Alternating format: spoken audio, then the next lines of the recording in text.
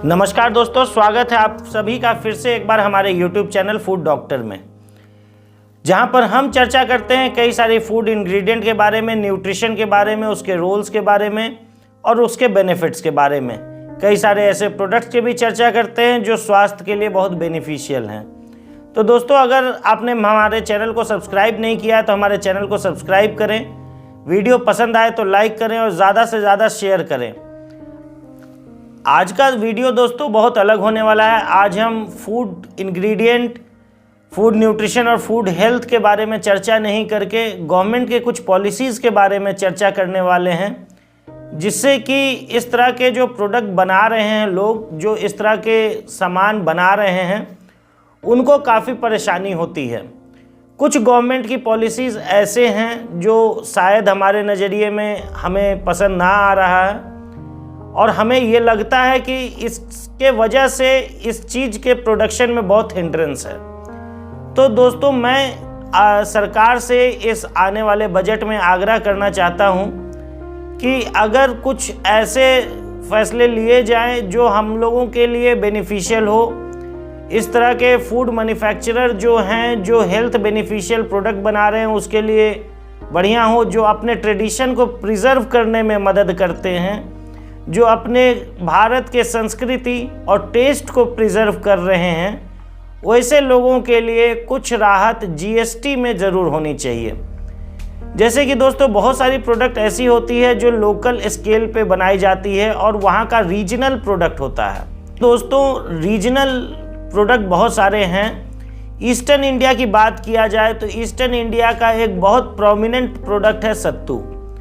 अगर इस प्रोडक्ट को हमारे ईस्टर्न इंडिया में ही बनाया जाए तो वहाँ पे ज़्यादा अच्छा प्रोडक्शन हो सकता है, ज़्यादा इफ़िशियंट प्रोडक्शन हो सकता है और क्वालिटी भी कंट्रोल्ड रहेगी। वहाँ के लोग उस ट्रेडिशन से, उस कल्चर से, उस टेस्ट से अच्छी तरह से वाकिफ़ होते हैं, उसकी बनाने की विधि से अच्छी तरह से वाकिफ़ होते हैं, तो वो ज़्यादा अच्छा प्रोडक्शन निकाल सकते हैं। तो दोस्तों, अगर इस तरह के छोटे छोटे बिजनेसेस जो कि रीजनल स्केल में हो रहे हैं, वहाँ के रीजनल संसाधनों के द्वारा किए जा रहे हैं, उनको जीएसटी में के दायरे से बाहर रखना चाहिए। क्योंकि दोस्तों, आप ये समझिए कि सरकार ने तो जीएसटी की फाइलिंग फ्री रखी है। जीएसटी को अप्लाई करने में कोई चार्जेस सरकार नहीं ले रही है, लेकिन एक छोटे बिजनेसमैन, जैसा कि मैंने खुद भी अनुभव किया है, एक छोटे बिजनेसमैन जब एक छोटा सा एक स्टार्टअप खोलता है तो उसे फाइनेंशियल बहुत सारी समस्याएं होती है। उस पर कि एक बहुत बड़ा लिखा पढ़ी करने का लोड बहुत ज़्यादा होता है। सरकार तो जीएसटी का कोई भी चार्ज नहीं लेता, लेकिन जब भी एक छोटा बिजनेसमैन जीएसटी नंबर चाहता है तो उसे एक फाइनेंशियल कंसल्टेंट या सीए चार्टर्ड अकाउंटेंट के पास जाना पड़ता है। तो वो जो उनका जो फीस होता है वो लगभग एक जीएसटी नंबर को लेने के लिए 2000 से 5000 रुपये तक होता है। तो दोस्तों, यहाँ पर एक छोटे से बिजनेसमैन क्रश होते हुए दिखाई पड़ते हैं। आप ये समझिए कि महीने के अंत में एक छोटा सा सेल कर पाता है वह व्यापारी, और उसकी जो रिटर्न की फाइलिंग होती है उसकी फ़ीस 1000 से 2000 रुपये होती है। दोस्तों, आधार कार्ड बनाना काफ़ी आसान है, लोग खुद से जाकर बनवा लेते हैं। वोटर आईडी कार्ड बनाना आसान है, लोग खुद से जाकर बना लेते हैं। ये सेवाएं भी सरकार के तरफ से निःशुल्क है, जैसे जीएसटी निःशुल्क है। लेकिन जीएसटी की प्रक्रिया ऐसी है कि एक छोटे स्टार्टअप खुद नहीं करते, सीए के पास जाते हैं, फाइनेंशियल कंसल्टेंट के पास जाते हैं, लॉयर के पास जाते हैं, जहां पर मैं समझता हूं कि हम ठगे हुए फील करते हैं। अगर ये छोटे छोटे बिजनेसमैन को इस तरह के लोड से निवृत्त कर दिया जाए तो वो ज़्यादा निखर कर उभरेंगे और ज़्यादा से ज़्यादा तरक्की अपने देश को पहुंचाएंगे। अगर दोस्तों इस रीजनल प्रोडक्ट को प्रमोट किया जाए, जीएसटी के दायरे से बाहर रखा जाए, तो उनका इनोवेशन भी बहुत निखर कर आएगा, जो कि बहुत सस्ते दामों में होगा, दाम सस्ता होने के वजह से उसकी उपयोगिता के चांसेस बहुत ज़्यादा बढ़ जाएंगे और जो मोबिलाइजेशन होती है लोकल लोगों का, एक स्टेट से दूसरे स्टेट काम करने को जा रहे हैं, एक देश से दूसरे देश में काम करने को जा रहे हैं, इस तरह के लोग अपने ही क्षेत्र में कार्यरत हो पाएंगे। तो दोस्तों, मैं सरकार से एक आग्रह करता हूं कि इस तरह का एक प्रोविज़न जीएसटी में ज़रूर होना चाहिए कि छोटे बिजनेसमैन अपने लोकल संसाधन को इस्तेमाल करते हुए अगर कुछ लोकल प्रोडक्ट को लॉन्च करें तो उन्हें जीएसटी के दायरे से शुरुआती दिनों में कम से कम बाहर रखना चाहिए। और एक छोटी सी कमेटी का भी गठन किया जाना चाहिए जिससे कि ये पता किया जा सके कि वहाँ का रीजनल प्रोडक्ट क्या है और सरकार किस तरह उसे प्रमोट कर सकती है। उसके पॉलिसी फॉर्मेशन के लिए भी एक अलग सा डिपार्टमेंट होना चाहिए। साथ में दोस्तों, अपने भारत जो है ये संस्कृति का देश है। अगर हम यहाँ के ट्रेडिशन को बचा लिए तो हमने एक हेल्दी इंडिया बना लिया। तो हम ये समझते हैं कि अगर कोई हेल्थ बेनिफिशियल प्रोडक्ट कोई भी छोटा सा उद्योगपति अगर बना रहा है वहाँ के रीजनल लोकल चीज़ों को इस्तेमाल करते हुए, तो उसे सरकार के तरफ से जीएसटी में राहत देना चाहिए। सरकार कई तरह की राहत दे रही है, सब्सिडी भी मिलता है और कई तरह के राहत हैं, लेकिन जीएसटी एक ऐसा खर्च है जो कि एस्टैब्लिशमेंट कॉस्ट को बढ़ा देता है। आपको जीएसटी नंबर लेने में कई बार हफ्ते से 10 दिन 15 दिन तक लग जाता है, जिसके वजह से उन्हें बिजनेस शुरू करने में डिले होता है, उनकी लॉसेस बढ़ जाती है।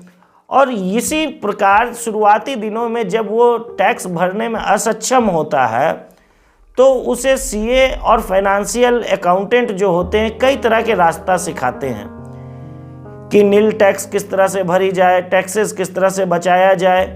और आफ्टर ऑल ये छोटे छोटे चोरी करते करते वो एक बड़ा चोर आगे निकल कर आता है और इस प्रकार एक छोटा सा स्टार्टअप, एक एंटरप्रेन्योर वो चोर में तब्दील हो जाता है और बड़ी चोरी को अंजाम दे देता है आने वाले दिनों में।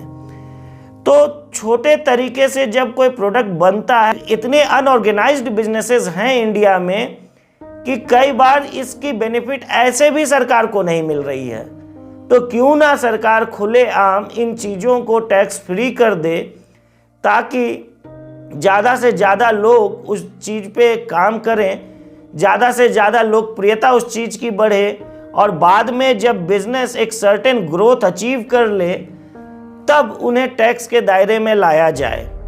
साथ ही दोस्तों, इस जो लोकल सामान लोकल जगह पे बन रहे हैं उस जगह पे उस रॉ मटेरियल की अवेलेबिलिटी बहुत अच्छी होती है, वहाँ अच्छे प्राइस पे वो सामान बनाया जा सकता है। इससे नेशनल लॉस भी बचेगा, इन्फ्लेशन घटेगा और कई तरह के और भी बेनिफिट होंगे। इस तरह के लोकल प्रोडक्ट में कई तरह के चीज़ें होते हैं, जैसे कोई अपने क्षेत्र में किसी अनाजों को यूज़ करते हुए अगर बड़ी बना रहा है, अगर वो छोटा उद्योगपति है तो उसे इस दायरे से बाहर रखना चाहिए। कोई अपने क्षेत्र में अगर कहीं लहसुन ज़्यादा उग रहा है, कहीं आम ज़्यादा फल रहा है, वो लोग अचार बना रहे हैं, कहीं टमाटर की खेती बहुत ज़्यादा हो रही है, वो सॉस बना रहे हैं या टोमेटो प्यूरी बना रहे हैं, इस तरह के लोगों को बेनिफिट ज़रूर मिलना चाहिए। जैसे कई जगह लीची की खेती होती है, मुजफ्फरपुर में लीची की खेती होती है, उनकी कैनिंग टिनिंग जो लोग कर रहे हैं, जो उनके जूसेस को प्रिजर्व कर रहे हैं, उनके पल्प को प्रिजर्व कर रहे हैं, इस तरह के लोग अपने ट्रेडिशन को, अपने स्वाद को भारत में फैलाने का काम कर रहे हैं, जो कि देश विदेश तक भी जाता है। तो इस तरह के लोगों को ज़रूर सहायता देना चाहिए सरकार के तरफ से। और एक छोटा सा और एक गुजारिश रहेगा कि जो एंटरप्रेन्योर अपना पूरा लाइफ एक भारत को आगे बढ़ाने में लगाता है, टैक्स देता है सरकार को जिससे देश आगे बढ़ता है, उनका आफ्टर एक सर्टेन एज, जो उनकी एक रिटायरमेंट एज होती है, उसके बाद सरकार के तरफ से उन्हें कुछ बेनिफिट ज़रूर मिलना चाहिए एज ए रिटायरमेंट फंड, ताकि वो निर्भीक होकर अपने ज़िंदगी को लगा सके, समर्पित कर सके और अच्छी से अच्छी प्रोडक्ट आप सभी के सामने ला सके। तो दोस्तों, हम कई बार फूड के बारे में बात करते हैं, न्यूट्रिशन के बारे में बात करते हैं, लेकिन ये सब तभी संभव है जब सरकार की सहायता मिले और लोग ज़्यादा से ज़्यादा खुलकर इस तरह के प्रोडक्ट को बनाएं और सामने आएं। तभी हमारा देश प्रगति की ओर अग्रसर होगा और कई सारे हेल्दी इंग्रेडिएंट बनाते हुए हमारा देश का ओवरऑल हेल्थ इंक्रीज करेगा। तो विदा लेते हैं दोस्तों, नमस्कार। इस बार हमारे YouTube चैनल में एक छोटा सा गुजारिश है आपसे, हमारे वीडियो को अधिक से अधिक शेयर करें ताकि हमारी बातें सरकार तक पहुंच सके और आपका एक छोटा सा प्रयास देश को आगे ले जाने में बहुत ही कारगर होगा। धन्यवाद।